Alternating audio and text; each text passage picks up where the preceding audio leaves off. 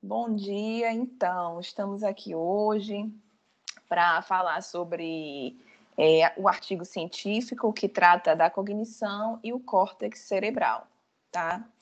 De modo geral, na verdade, a cognição ela é um processo que orienta as condutas, tá? Frente aos indivíduos, ou seja, uma relação entre os indivíduos, mesmo assim. E vamos aqui estar estudando e se aprofundando um pouco sobre as estruturas cerebrais, que têm um papel muito importante, é uma peça-chave, tá? Por quê? Essas estruturas, elas vão controlar essas condutas sociais, porque, na verdade, elas atuam como verdadeiros mediadores, tá?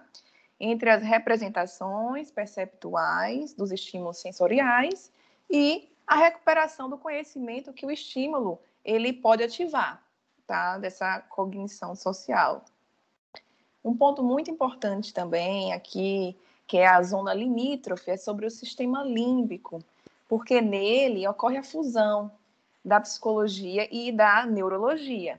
Ou seja, essa sincronização entre a psicologia e a neurologia é um caminho que na estrutura do adulto é chave, ou seja, é a chave, é um caminho para se estar livre de patologias. Então, é isso aqui que vamos contribuir nesta manhã. Bom dia, meu nome é Karen. Nós vamos estar falando aí sobre esse processo de cognição social, que é um processo neurobiológico, que permite a interpretação e a conduta adequada dos signos. O que são esses signos? São objetos, formas ou fenômenos, né, sociais em respostas ao indivíduo da mesma espécie. Então, nós vamos estar vendo aí que a cognição é um conjunto de atividades e processos pelos quais um organismo adquire informações e desenvolve conhecimento. Esses mecanismos, esses mecanismos mentais que agem sobre informação sensorial, buscam uma interpretação e qualificação e organização. Então, como percebemos aí, essa cognição social é o nosso mundo social, como percebemos ele, enquanto atores e espectadores, bem como da forma como interpretamos o nosso comportamento e do outro.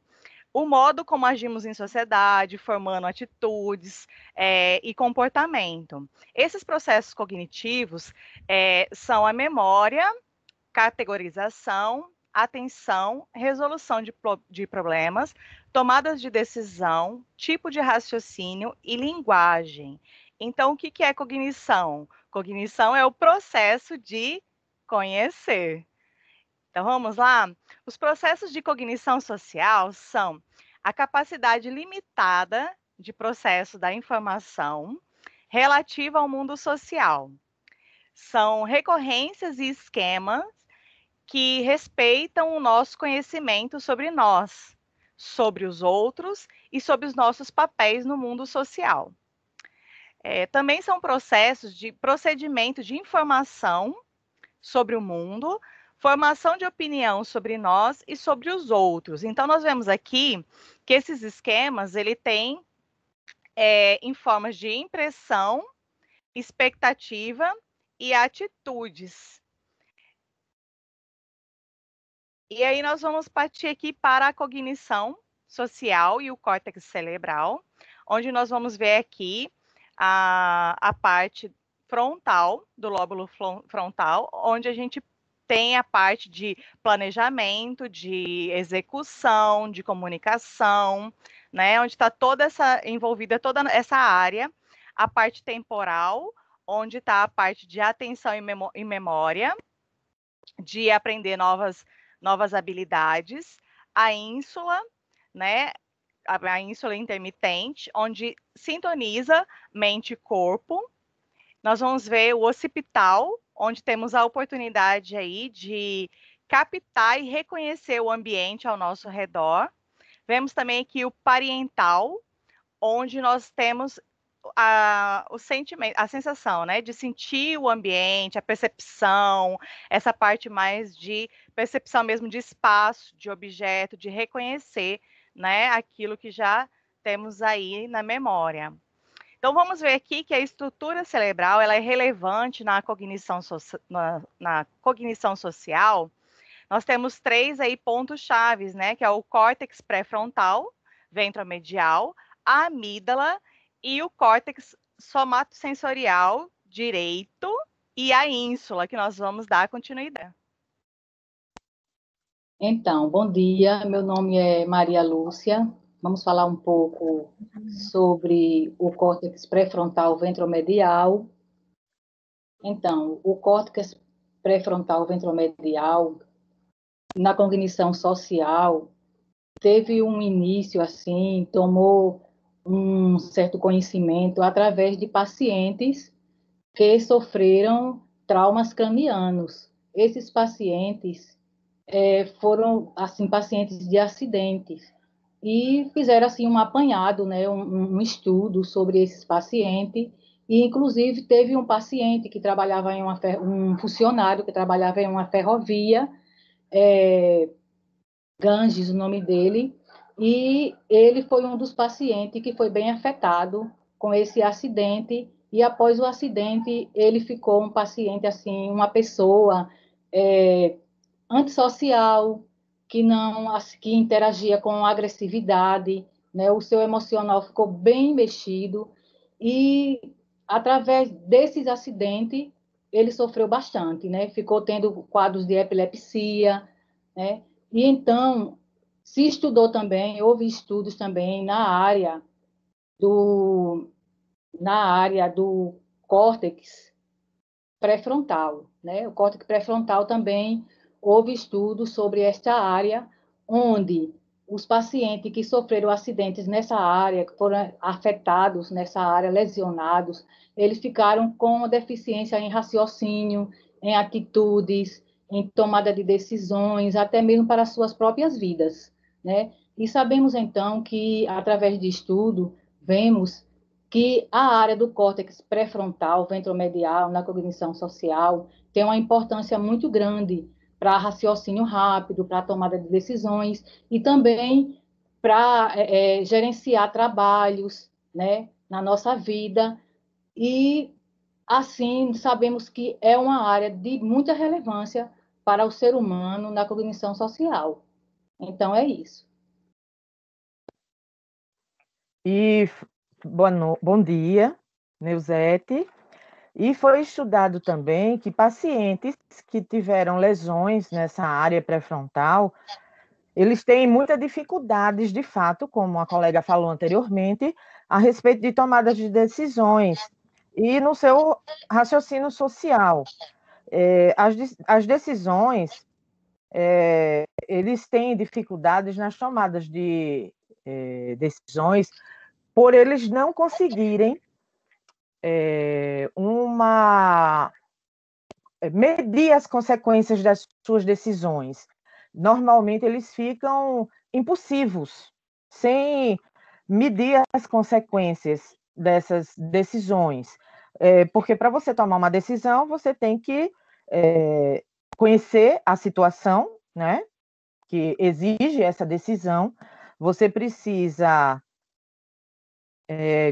perceber as opções, observar as opções de ação que você pode obter para tomar essa decisão e as consequências, no caso, imediatas, futuras de uma dessas ações, dessa decisão.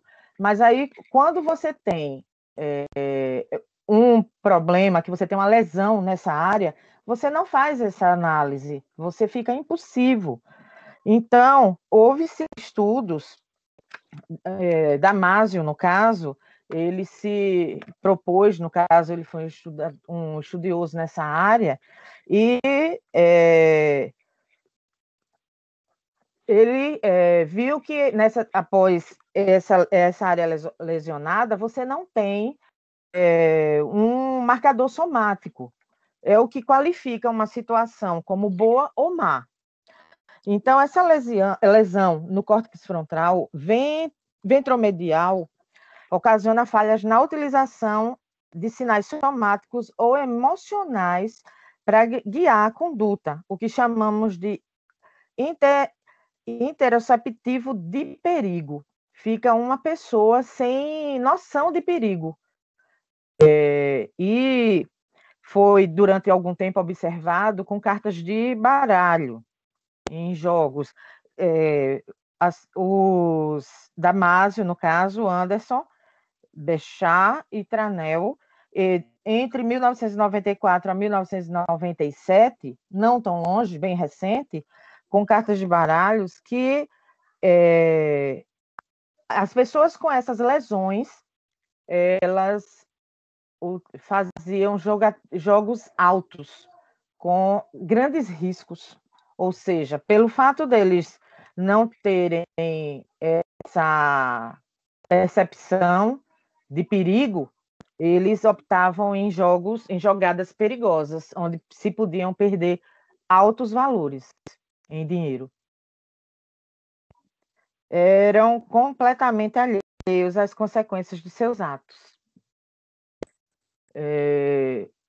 O padrão, no caso, somatosensorial, que qualifica de uma determinada situação de boa ou má, como eu falei, né, podendo levar a consequências negativas, como o exemplo que eu acabei de citar, de você perder uma quantia altíssima, inconsequentemente por você não ter esse marcador somático, por conta dessa lesão que o paciente pode sofrer. Bom dia, sou a Madalena e vou falar sobre a amígdala. Localizada no lobo temporal dos mamíferos, é uma estrutura cerebral formada por diferentes núcleos, relacionados a manifestações de reações emocionais e a aprendizagem do conteúdo emocional importante, sendo associada a manifestações de comportamentos sociais.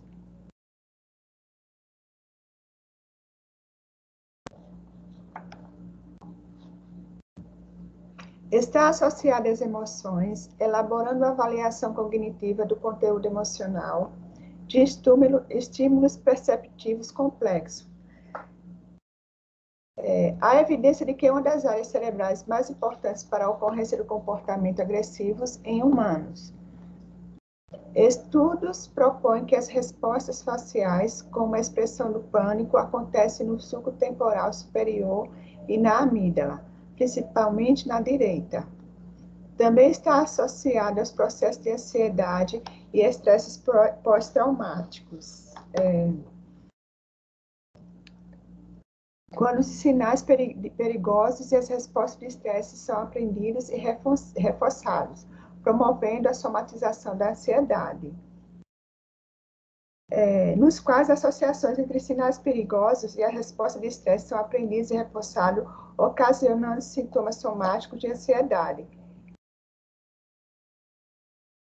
A retirada bilateral da amígdala em experiências com macacos provocou mudanças emocionais como hipersexualidade, cegueira psíquica, ausência de reações a estímulos perigosos e exclusão social por parte dos macacos sadios.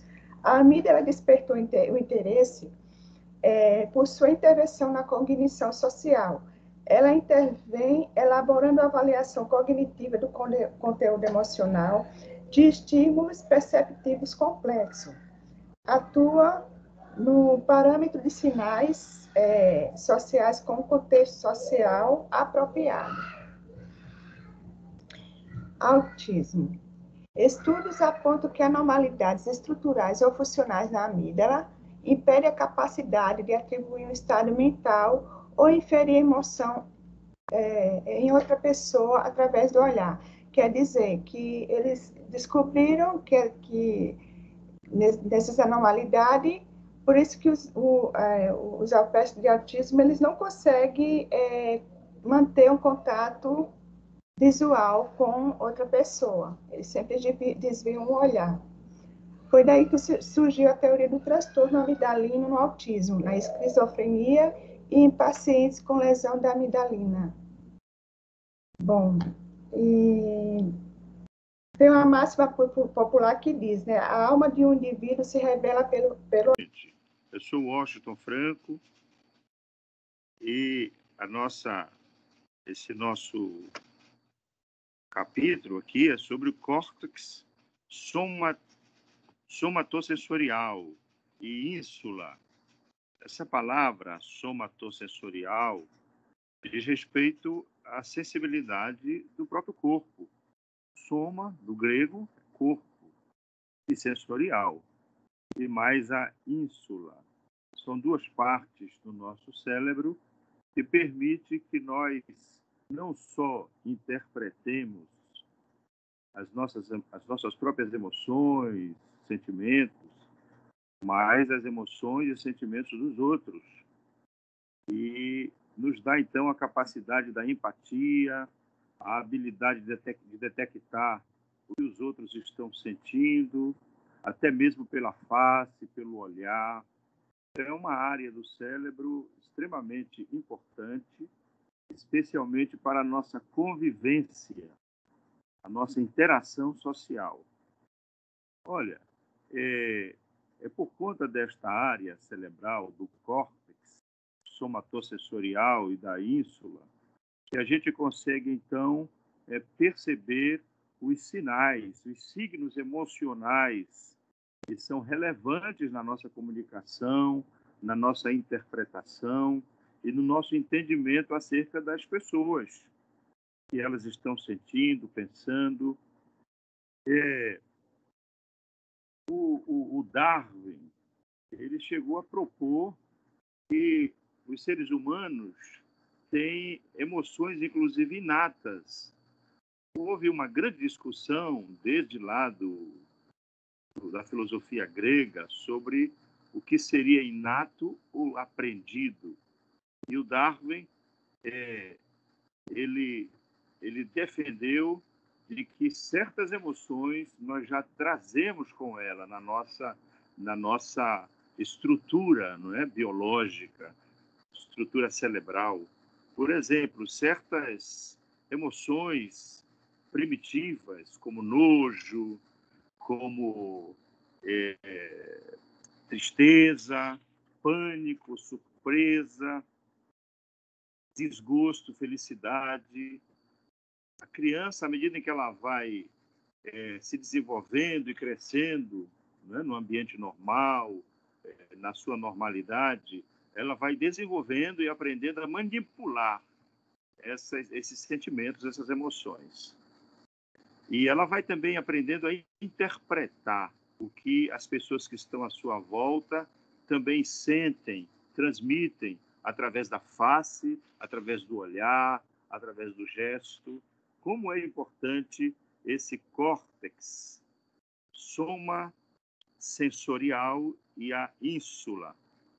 Então, o autor aqui do texto, ele fala, por exemplo, que a pessoa que tem alguma deficiência nesse córtex, ela, por exemplo, pode ter a deficiência que leva ao autismo.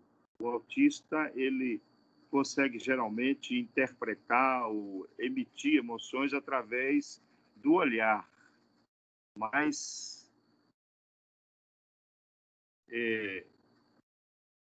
é isso aí. E também pessoas que têm deficiência nesta área do cérebro, elas podem ter um problema psiquiátrico, né? Ela não consegue, inclusive, sentir determinadas emoções. São pessoas que desenvolvem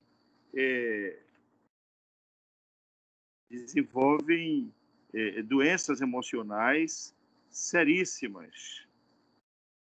Então, é isso aí. Nós concluímos aqui a nossa parte, que é acredito, uma conclusão do nosso trabalho, acerca do nosso córtex somatosensorial e a ínsula, e a sua importância na nossa interação social, na nossa convivência. Eu estou vendo aqui também que o autor, além de falar do autismo, ele fala também do transtorno de ansiedade, as pessoas que têm deficiência nessa área cerebral, e não só isso, mas pessoas que desenvolvem uma esquizofrenia paranoide por conta de deficiências na ínsula e no córtex somatosensorial. Muito obrigado. Bom dia, gente. Meu nome é Magdali. Antes de terminarmos o nosso trabalho, a gente vai passar um vídeo interativo. O cérebro como o prédio de uma grande empresa. A empresa se divide em vários setores especializados, mas o bom funcionamento da empresa depende de uma sincronização e harmonia entre todos os setores.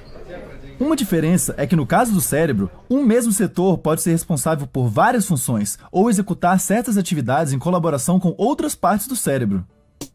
Olhando para o córtex cerebral, podemos dividi-lo em 4 principais partes ou lobos: o occipital, o parietal, o temporal e o frontal. A principal função da região occipital é processar as informações visuais. Essa área possui cerca de 30 sub-regiões que são ainda mais especializadas em algum aspecto da experiência visual, como no processamento de cores ou formas. Você errou se achou que o lobo temporal é o que nos dá a noção de tempo ou é uma espécie de relógio biológico. Na verdade, é nessa área que muitas coisas complicadas acontecem. Nossa memória e percepção estão intimamente ligadas a essa área. Entre as suas funções, o lobo temporal permite que você reconheça objetos, lembre-se de como você se sente em relação a esses objetos e compreenda a linguagem. Algumas áreas importantes se situam nesse lobo.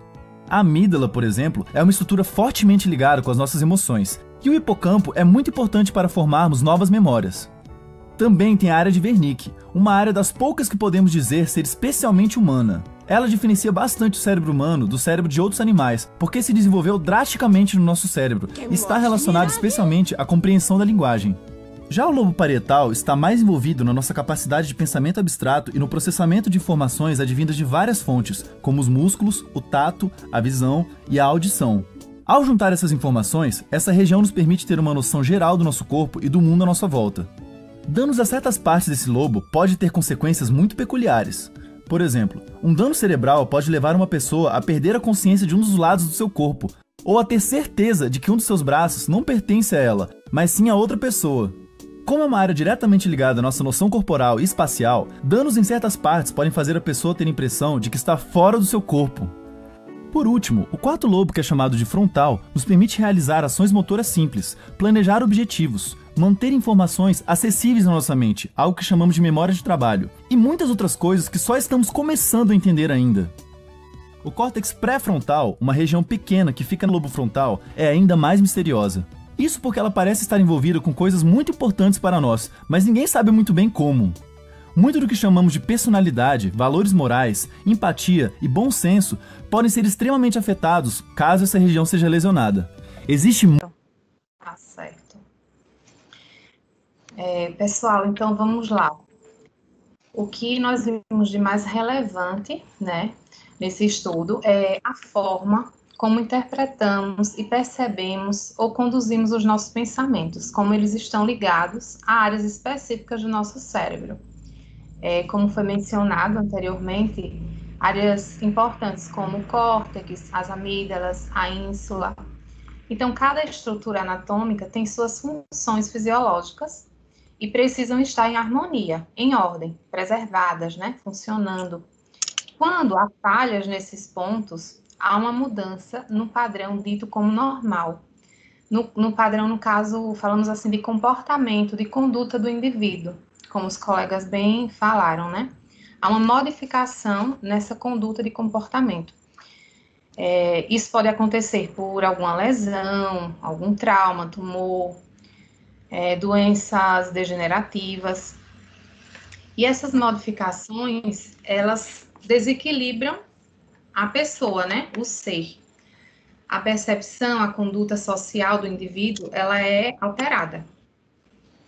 Considerando para a sociedade normal, né? Falamos assim. Ou seja, pode acometer o caráter, a dificuldade de controlar os impulsos, a memória, a aprendizagem e as próprias emoções do indivíduo. E para finalizarmos, nós colocamos uma frase, a qual diz assim: uma mente tranquila significa não mais que uma mente bem ordenada. O que seria isso? Seria a mente, ou o ser, né, nós, como pessoa, que sabe administrar os seus pensamentos, se tornando uma pessoa tranquila, uma pessoa equilibrada. Então, a cognição social e o córtex cerebral tem tudo a ver com esse equilíbrio da nossa mente, né, de nós como pessoas. É isso, gente. Nossa gratidão, né, o grupo muito unido, e assim estamos realizados com esse trabalho. Graças a Deus, nos entendemos muito bem, foi maravilhoso.